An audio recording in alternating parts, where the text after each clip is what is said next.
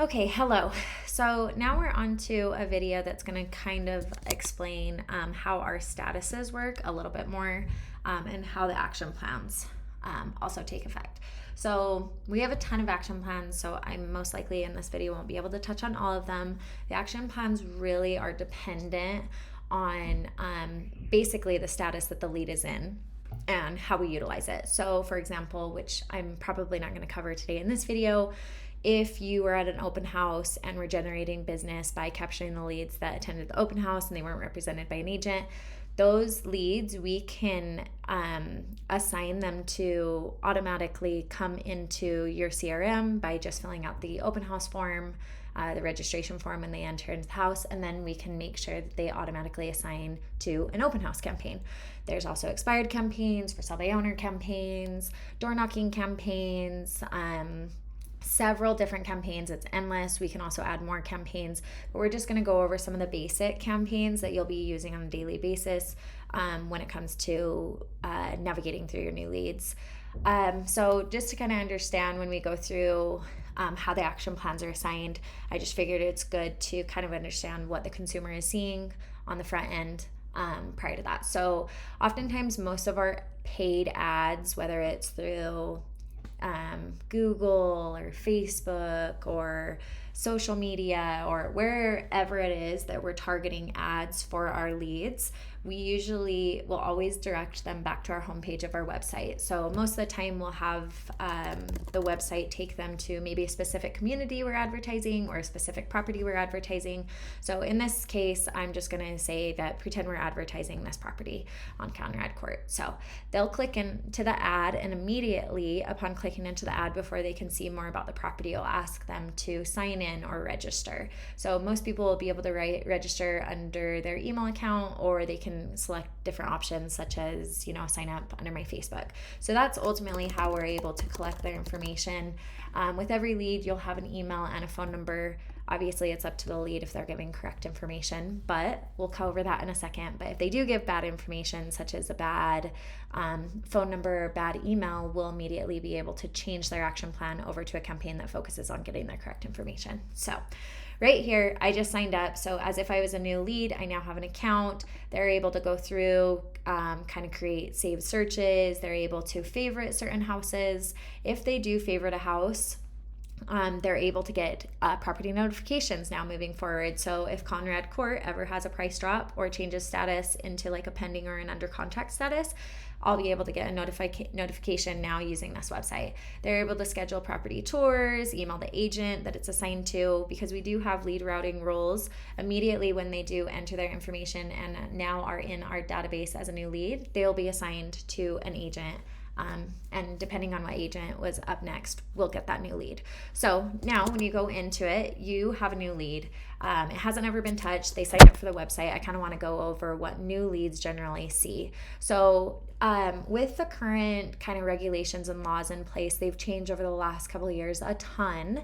It's now, consider like a promotional text or spam text if you just automatically just text people without having their information and they sign up for ads. So it's required that all of our initial texts do have to say at the very end of it, just reply stop to cancel. They have to have the option to opt out. So because of that, we have modified a lot of our action plans significantly, because I feel like if it continues to say like just reply to stop to cancel, it will stay there typically as long as until they respond to you, then it will remove.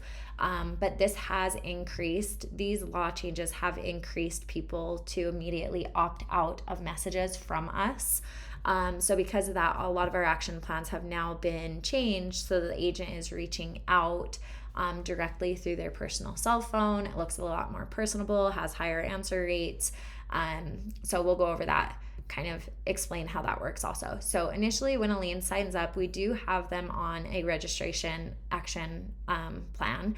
All it does is immediately sends them a text that says, hello, thanks for visiting our website. One of our real estate agents will reach out to you to answer your questions. Until then, you can reply to this message for a quick response and it will route to a team member. So again, it doesn't show right here, but depending on how they signed up and what type of advertisement they clicked to become a lead, it will likely say that message at the very end. Please reply, stop to cancel. So they will get this action plan, and then they'll also be automatically added as a new lead, added to another action plan that the agent will be able to see from the front end when they sign up. So here's the series of action plans that they will get.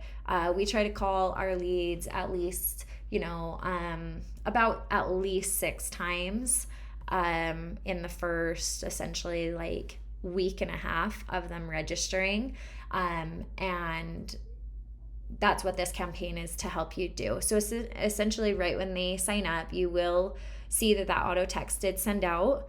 But whether you're using your personal Sierra phone number, because we have a universal buyer's agent phone number, a universal seller's agent number, and then each agent gets their own personal Sierra phone number, you can text them through their personal Sierra number. It does come up as like a green Android message. Or you can choose if you'd like, if you can see that they have a blue phone number and are an iPhone carrier, then you can also just text them on your own. So this action plan isn't necessarily forcing you to use the phone number and the CRM to reach out. If you'd like, you can use your personal phone number. At least it allows you to just follow up on the tasks. So initially when they sign up, you will have 3 tasks right off the bat, basically saying start with a call to this lead, make sure the phone number is good, move on if it's not, move on if it is, text this lead. When you go to text them, which we can't see on this end, we'll be able to see easier on like the end of on the inside of a lead. But right here, this is just kind of explaining what the action plan is. We'll be able to see it more thoroughly in a lead, but it will ask you to text the lead. There will be a couple text templates in there, or you can open up the Sierra templates and go for that one in there. There's a lot of options as far as text templates go, but that's another category. I'm just trying to explain how action plans work for now. It will also send an automatic site message that's set to auto send, and then as soon as you click those off, it will trigger the rest of the action plan. So just to understand what the initial action plan is to register all of our leads, it will look like this. It will have a series of text, call, text, call, text, call for about, 8 to 10 days.